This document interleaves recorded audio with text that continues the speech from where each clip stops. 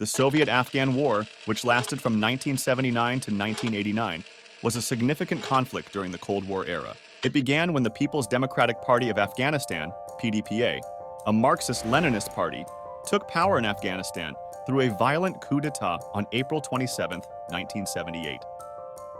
This event, known as the Sour Revolution, marked a pivotal moment in Afghanistan's history. The coup ousted the centrist government of President Mohammad Daoud Khan, who had previously overthrown the monarchy in 1973 and declared Afghanistan a republic.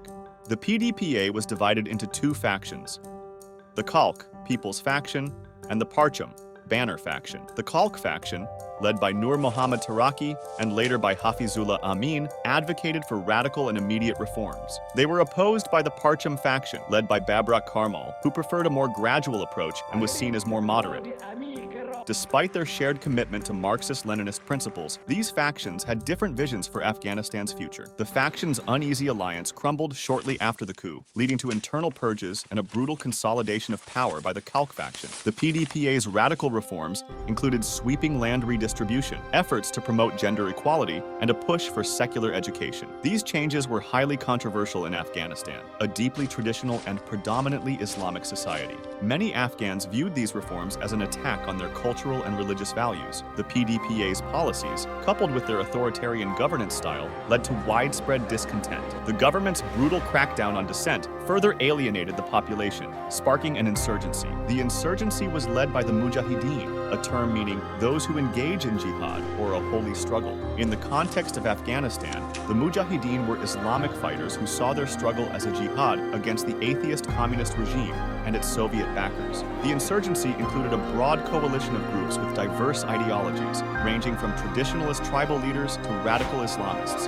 Despite their differences, these groups were united in their opposition to the PDPA and the Soviet intervention. The Soviet Union, fearing the loss of a strategic ally in Central Asia and the spread of instability, decided to intervene directly. On December 24, 1979, Soviet troops invaded Afghanistan, marking the beginning of a decade-long occupation. This intervention aimed to stabilize the PDPA government. The Soviets quickly deposed Hafizullah Amin, who had taken power after Taraki's death, and installed Babrak Karmal as the new leader. Karmal, from the Parcham faction, was seen as more moderate and capable of garnering broader support. The Soviet invasion and subsequent occupation faced immediate and fierce resistance from the Mujahideen. The terrain of Afghanistan, characterized by rugged mountains and vast deserts, provided a challenging environment for conventional Soviet military operations. The Mujahideen, skilled in guerrilla warfare, utilized the terrain to their advantage, employing tactics such as ambushes, sabotage, and hit-and-run attacks. This asymmetric warfare proved highly effective against the larger, better-equipped Soviet forces.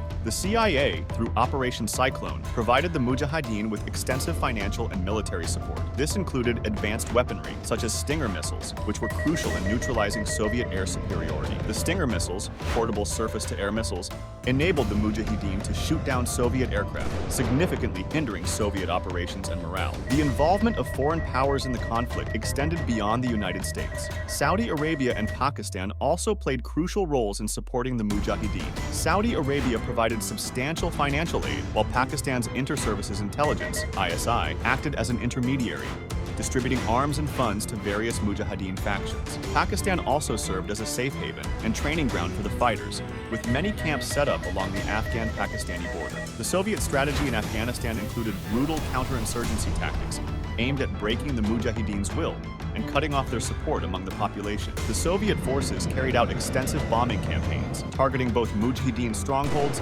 and civilian areas suspected of harboring fighters. The use of napalm, cluster bombs, and chemical weapons caused significant civilian casualties and widespread destruction. These actions led to a humanitarian crisis, with millions of Afghans fleeing the violence. By 1982, an estimated 2.8 million Afghans had sought refuge in Pakistan, and another 1.5 million had fled to Iran. These refugees faced harsh conditions in overcrowded camps, with limited access to food, clean water, and medical care. The war also had a profound psychological impact on both the Afghan population and the Soviet troops. For Afghans, the conflict was a devastating ordeal that shattered communities, disrupted traditional life, and inflicted deep trauma. The brutal nature of the conflict, including the harsh treatment of prisoners and civilians, further demoralized Soviet troops, and the Soviet leadership, particularly under Mikhail Gorbachev, recognized the need for a change in policy. Gorbachev, who came to power in 1985, sought to implement reforms domestically under the banners of glasnost, openness, and perestroika, restructuring. These policies aim to address the economic stagnation and political corruption within the Soviet Union. Gorbachev also sought to reduce Soviet involvement in foreign conflicts, viewing them as unsustainable and counterproductive. In 1988, the Geneva Accords were signed, involving Afghanistan, the Soviet Union, the United States, and Pakistan. These accords outlined the framework for the withdrawal of Soviet troops and the establishment of a neutral, non-aligned Afghanistan. The withdrawal of Soviet forces began on May 15, 1988, and was completed by February 15, 1989. This marked the end of the Soviet military presence in Afghanistan, although the conflict within the country was far from over. The aftermath of the Soviet withdrawal left Afghanistan in a state of chaos. The PDPA government, led by President Najibullah, initially managed to hold on to power due to continued Soviet aid and support. However, the government eventually collapsed in 1992, leading to a brutal civil war among various Mujahideen factions. This period of instability paved the way for the rise of the Taliban, a radical Islamist group that emerged from the Mujahideen and seized control of Kabul in 1996. The war had a significant impact on global geopolitics and the dynamics of the Cold War. It demonstrated the limits of Soviet military power and contributed to the perception of Soviet decline, both domestically and internationally. The war also had profound implications for the future of Afghanistan and the broader region. The influx of foreign fighters and the extensive network of Islamist groups that developed during the war laid the groundwork for future global jihadist movements, including Al-Qaeda. The presence of foreign fighters, such as Osama bin Laden, and the radicalization of many Mujahideen set the stage for the emergence of global terrorism in the post-Cold War era. The legacy of the Soviet-Afghan War is complex and multifaceted. It is seen as a critical factor in the eventual collapse of the Soviet Union, as the war strained the Soviet economy, exacerbated political tensions, and eroded the credibility of the Soviet government. For Afghanistan,